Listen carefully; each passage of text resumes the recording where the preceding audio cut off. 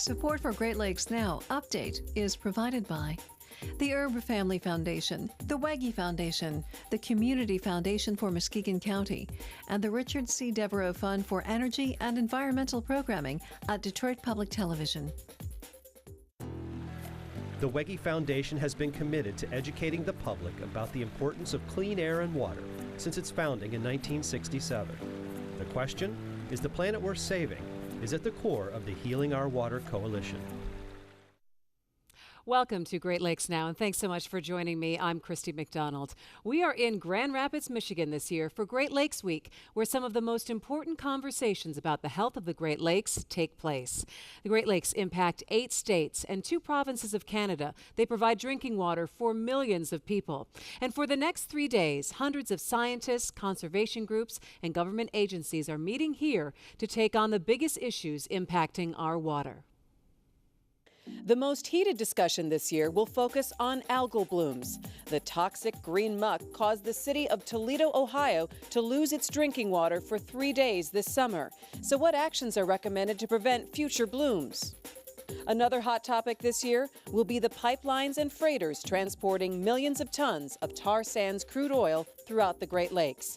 An oil spill could create an environmental crisis in minutes. We'll also take a close look at microplastics and the havoc they wreak on Great Lakes fish and wildlife, as well as the environment. Continued cleanup and restoration efforts throughout the Great Lakes will be another hot topic this year, and we'll celebrate the successful cleanup of another Great Lakes area of concern at Michigan's White Lake. Finally, restoring lakes, rivers, and streams to their natural beauty can have a positive impact on local businesses. This year, we'll discuss the blue economy and how our abundance of fresh water will be a key economic driver in the future. And the Great Lakes are the largest surface freshwater system on the earth. And no matter where we are in the Great Lakes Basin, what we do impacts the lakes. That's because we are all part of a watershed. What's a watershed? Why do they call it a watershed? You want to know what a watershed is? I used to think a watershed was a shed filled with buckets of water. People think a watershed is an outhouse they just really don't understand what a watershed is. A watershed is an area of land that drains the rainwater into another body of water. It's how all the water from different bodies connect. Why do we call it a watershed? It appears to come from a German word, Wasserscheide, which means water divide. Wasserscheide? Let's make that waterscheid. And that sounds kind of like watershed. Okay, so this is our Enviroscape model. It's pretty big. A watershed is an area of land including rivers, lakes, runoff, anything, any form of water found in a certain area that all drains to one specific location. So this is a model that represents our community and all the different things happening in it, from factory to a farm, to our street, and even to our neighborhood. We'll get this big rainstorm going all over our community.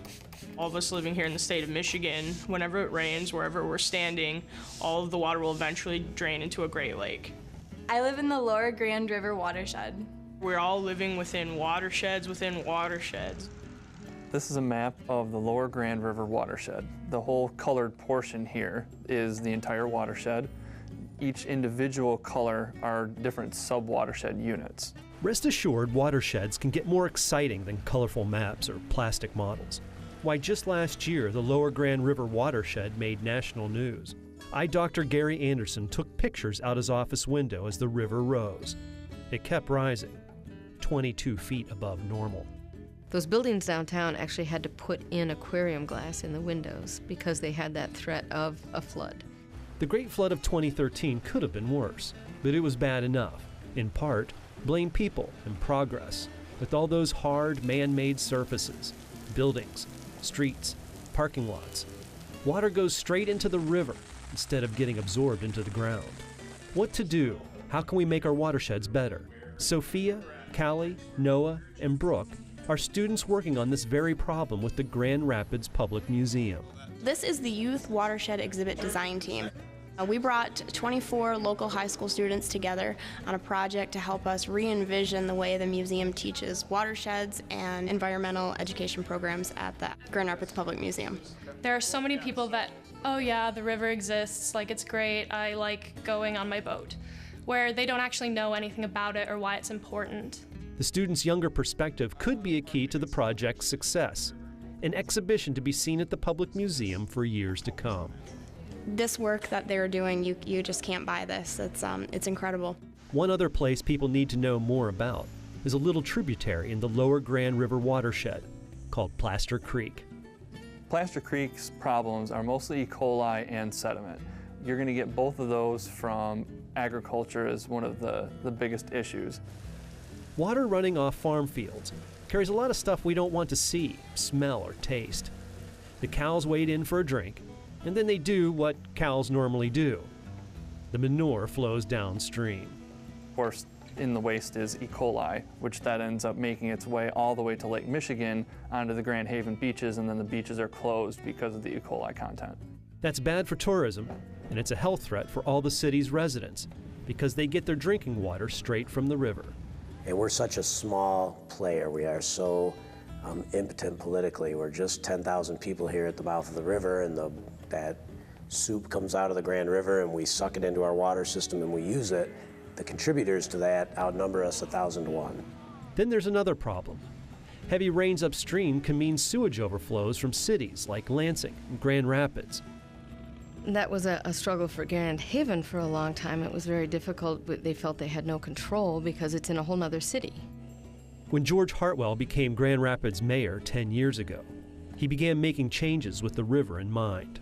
I took our city's strategic plan, that sacred document, the strategic plan, and I ripped it up in front of the staff and I said, we're not going to do strategic planning anymore. We're going to do sustainability planning. Okay, Mayor, great idea. What's a sustainability plan? There was a renewed focus on the Grand River's water quality. New buildings would go up with consideration for water drainage. And the city would push through the completion of a very expensive upgrade to the sewer system to stop the sewage overflows. Now, 10 years later, it is indeed driving everything we do in local government. They've taken a long-term view. They've begun to implement storm and sanitary sewer controls that have reduced their overflows to almost nothing. Grand Rapids would become acclaimed internationally for its sustainability efforts. I think there's a far more complex nature to what a watershed is. 5 years ago, I had a chance to visit the country of New Zealand. I was there with a delegation from Grand Rapids. We had put together a sustainability tour. New Zealand is all about the future.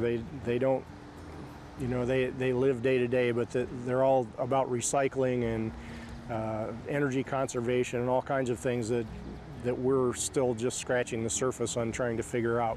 In 1989, New Zealanders reconstituted their government with the environment in mind. They divided the country into political territories with watersheds determining their borders.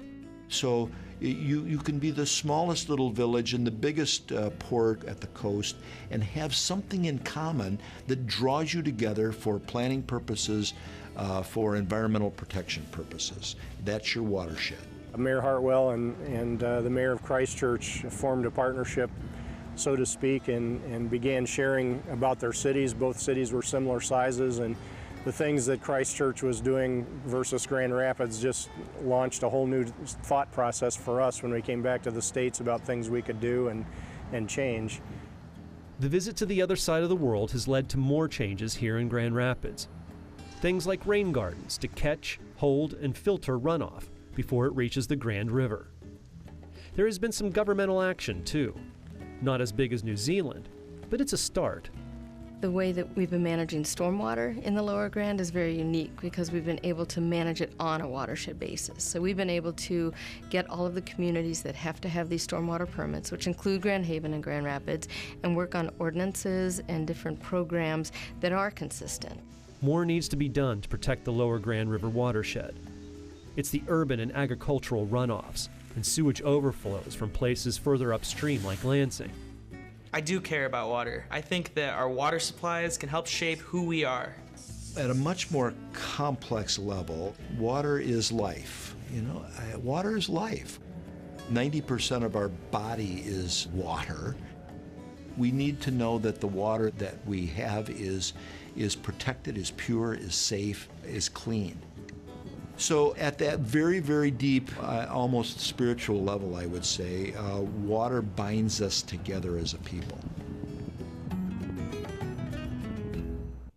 One person who has been leading the green infrastructure transformation in Grand Rapids is Mayor George Heartwell, and he joins us now. Mayor Heartwell, thanks so much for joining us. Well, it's good to see you. Thanks for having me, Christy. We have a great backdrop here. We've got the Grand River right behind us. And how really has the restoration of the river figured into the revitalization and the growth of Grand Rapids? Sure. Well, let's step back more than 2 decades when in our most shameful year in Grand Rapids, we contributed 12 billion gallons of sewage to the Grand River.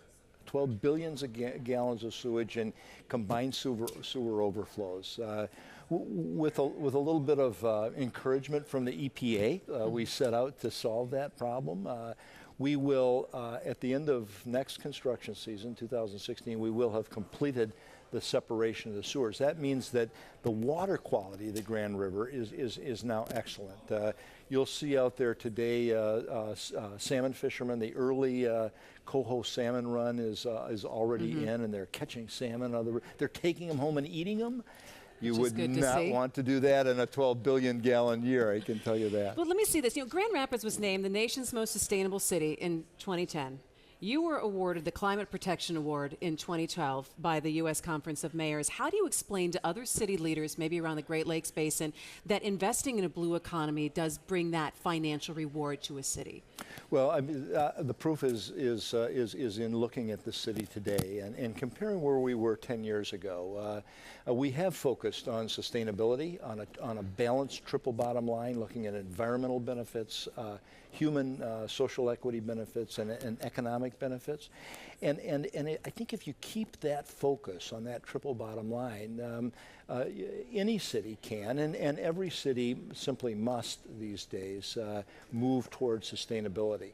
For us, the environment, especially this amazing river that's flowing behind us, the Grand River, has been not only a target, if you will, or a source for our work, but has been an inspiration and a motivator for us.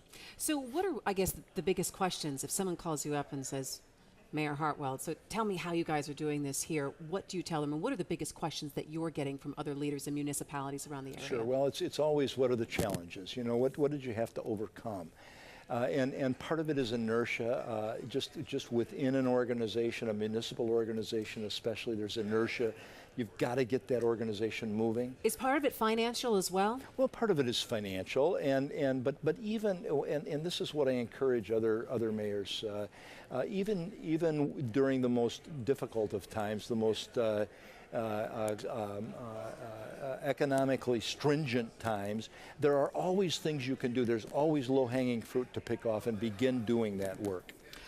You got some news this week. A study came out and said if you start to restore the rapids and some of the work that's been going on here, the economic return could be somewhere $15 to $19 million annually. What was your reaction to that study? Well, it's a very encouraging number, obviously. We're setting out to remove the dams, 6 dams from the Grand River through downtown. We'll have a next time, hopefully, that you and I sit here and talk, we're going to see a rushing and roaring rapids through downtown. But that $15 to $19 million per year is only the direct benefit from tourism dollars in our hotels, our restaurants, retail operations. What the study didn't do was look at the economic development impact along the river. There are large undeveloped areas that have great potential once this river is again a magnet. And we look forward to seeing the work that you're going to be doing in the next couple of years. You'll keep us posted on that, right? It's going to be fun. We'll look forward to having you back, Christy. Mayor George Heartwell from Grand Rapids, thanks so much for joining us. We appreciate it. Thank you. The health of the lakes is integral not only to all of us, but especially to the communities that surround them. Some of the most polluted bodies of water are listed as areas of concern around the Great Lakes, and getting them cleaned up and delisted is a pretty long process. But for the people around White Lake in northern Michigan, their 30 years of hard work are finally paying off. About a 20-minute drive north of Muskegon, Michigan, sits what some locals like to refer to as the other Great Lake. To first-time visitors, White Lake may seem like a typical tourist spot. The bordering downtowns of Whitehall and Montague are quiet and quaint. During the summer months, many flock to the lakeshore. The slogan that the chamber used was White Lake the Beautiful. It was a beautiful area. The lake was loaded with resorts. But for longtime residents, things haven't always been so pleasant. In the early 50s, they announced that Hooker Chemical was coming, and everyone thought that was the greatest thing that ever could happen. The arrival of Hooker Chemical in 1954 meant more jobs, better living through chemistry. But the cost of such prosperity was high. Hooker first gained national attention as the polluter behind the nation's first Superfund site in Niagara Falls, New York, the infamous Love Canal. By the time the Love Canal scandal broke in 1978, Hooker had been operating in White Lake for 20-plus years, its fine chemical plant polluting its water with chloroform, tetrachloride, and other harmful compounds. Well, if you remember, Hooker was involved in Love Canal, and I think that kind of publicity spilled over to here as soon as they found out that this was Hooker Chemical connected to it. I worked on the Marine Patrol in the late 60s and early 70s, and if you would go down this lake in a power boat and you would look at the stern of the boat, the wake from the motor would look yellow. In 1985, White Lake landed on the Great Lakes Areas of Concern list. Today, there are 43 areas of concern in the U.S., and so far, only 2 have been delisted.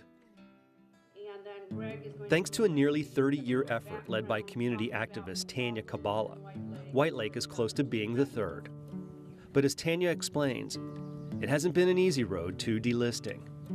It was very upsetting to, over time, continue to find out that, oh, we have this contaminated site across the lake, we have another one here in the community. You know, it wasn't the childhood place that I grew up in, it was a place that was polluted.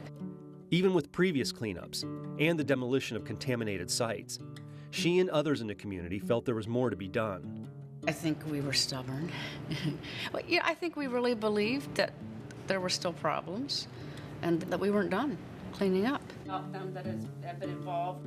For more than 2 decades, these community members have worked with state and federal agencies to deal with White Lake's environmental problems. The community of White Lake wanted to set stricter standards for itself, but they also had to make goals that were reasonable. The scientists at the Annis Water Resources Institute helped them do just that. These lakes, Muskegon Lake, White Lake, they're never going to look like Lake Tahoe. They never did. Yes, we want to restore these systems, but let's restore it to a scientifically realistic level, something that's attainable in our lifetimes. During the delisting process, the scientists at Annis have worked with the Advisory Council to show whether or not they've met their targets. The verdict? As far as the beneficial use impairments that were listed back in the 1980s, White Lake has addressed those. They've addressed those for a minimum of 3 years, and they've shown that they've met those restoration targets. So in White Lake's condition, the lake is in very, very good shape, particularly compared to what it was 30 years ago. Major cleanups over the years have included contaminated sediment removal, long-term containment of contaminated groundwater at the old Hooker Chemical site, and ending municipal sewage flow into the lake. One of the most expensive undertakings has been habitat restoration, made possible by funds from the Great Lakes Restoration Initiative. Hardened shorelines were removed. Natural sloping shorelines were installed. Exotic or invasive plant species were removed. Those species were replaced with native plants that provide, many, many benefits to our insects, bees, birds, and butterflies. For local residents, the restoration seems to be working. It wasn't until I began wildlife photography that I realized how many species had come back to this area. Sandhill cranes, even an occasional great egret, and the osprey and the eagles. As far as the lake being safe, I would eat the fish out of the lake now. White Lake's story carries a lesson for remaining areas of concern. It was the community that had the drive to develop these plans and develop their wish lists of what needed to be done, even when the resources weren't available, so that when the time was right, they had plans that were ready to go. Basically, they had shovel-ready projects. That's a huge lesson to learn. The EPA is optimistic about the next chapter in White Lake's story, and that delisting White Lake will be a one-time thing. Certainly the big money that we've already spent won't need to be devoted again. I think as a community they can redefine themselves. They can say, what do we want to be? What is it that this community can offer others? Now we want to turn our faces, our fronts to the water, recognizing that water quality is a very important economic driver. It could be a reflection of ecotourism, it could be improved real estate value, it could be a whole host of different economic activities that are focused around this incredible resource that we have in our own backyard. Delisting White Lake marks the start of a new era. For Tanya, it marks the return to an old slogan. After over 20 years of researching the issues, knowing what happened, knowing what's been done, I look at the lake and I think, it is definitely White Lake the Beautiful again. It is a long process to restore these areas of concern like White Lake. Joining me now to talk about that is Susan Headman. She's the Environmental Protection Agency Administrator in the Great Lakes region. Susan, it's always good to see you. Good to see you as well. So there are 43 areas of concern. Let's take a step back and say, how are these areas designated as areas of concern? Well, in the 1987 Great Lakes Water Quality Agreement, the U.S. and Canada designated toxic hotspots all around the Great Lakes that had legacies of contamination. These are legacies of contamination that occurred as a result of industrial activity prior to laws like the Clean Water Act that currently protect our waterways. So as we've seen in that story with White Lake, this has taken 30 years and a lot of hard work. Why is it such a time-consuming process to actually clean up an area of concern? And take us through the steps. Well, cleaning up an area of concern is very time-consuming and very expensive. And so for the first 25 years after the areas of concern were designated, only one was cleaned up on the U.S. side of the border. That's the Oswego River area of concern on Lake Ontario. But after President Obama launched the Great Lakes Restoration Initiative, we've had the resources to make real progress in these areas of concern. So it really does come down to funding and being able to put the boots on the ground to be able to do this work. When people say, why does it take so long? Absolutely. Resources are very important. Often these cleanups take $80 million, $100 million to get done. And that's an indication of how much it costs to have to clean up pollution rather than prevent it in the first place. And there are benchmarks along the way that an area has to reach in order to be delisted. Absolutely. We have environmental impairments at these areas of concern. In many cases, there will be 9 or 10 environmental impairments that have to be addressed. We have to make sure drinking water is safe. We have to make sure that wildlife and fish habitat is restored. We have to make sure that there are no impediments to dredging because the sediment is too contaminated.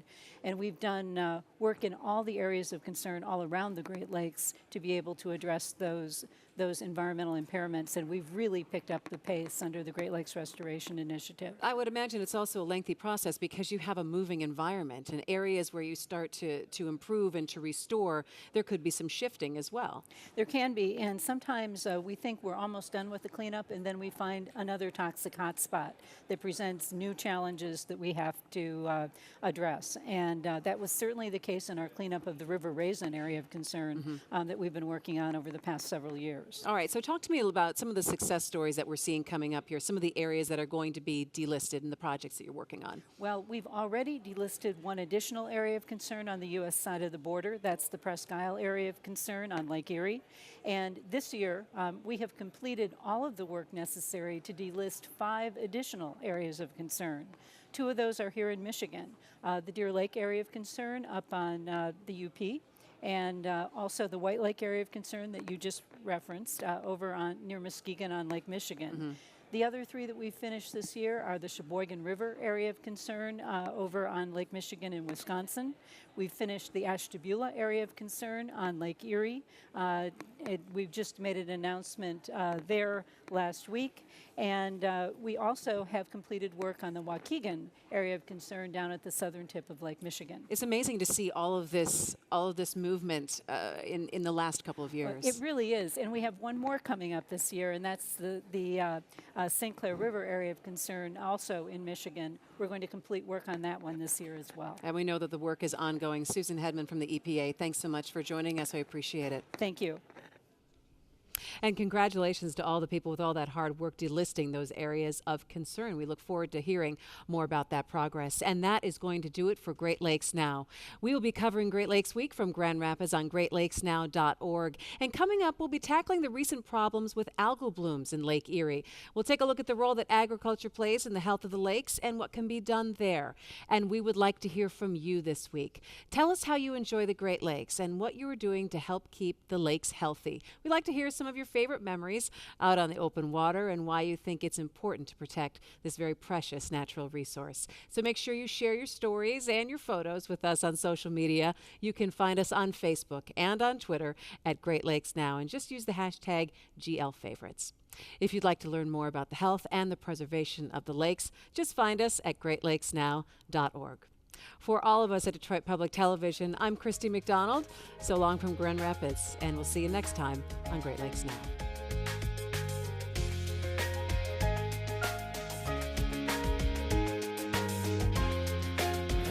The Wege Foundation has been committed to educating the public about the importance of clean air and water since its founding in 1967.